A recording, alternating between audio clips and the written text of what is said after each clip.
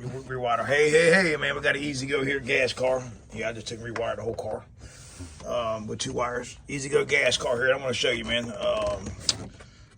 Put it in reverse, Jason. You ever put it in reverse, man?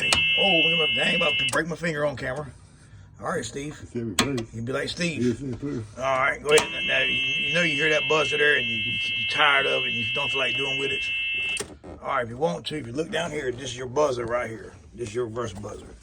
And how you can tell is activated by your hand, Jason, the switch. Now just do it right there with your finger. And then do it right there, I'll put it in reverse. Push it in. All right, that's what activates reverse.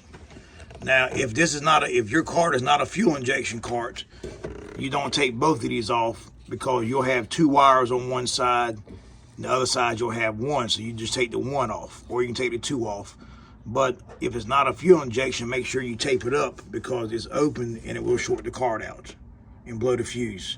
Now here, both of these are insulated, so all you want to do is take it. Now this is not a hot in the ground. This is 2 hots. All you're doing is making and breaking 1 connection.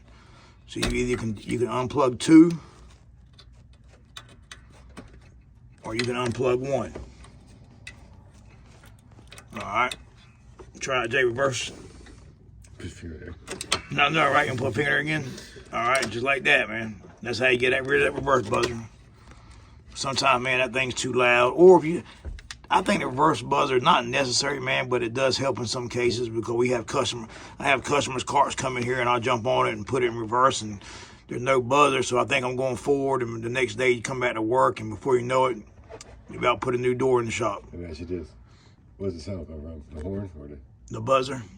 Put it in reverse. Let's see. You can hear the buzzer. Oh, pull it off there.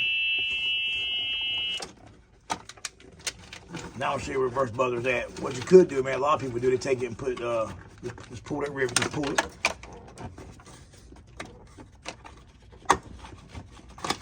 All right. Hear it there? Where's it hiding at?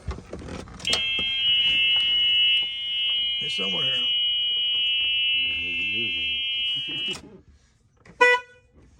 Let's see, where's that?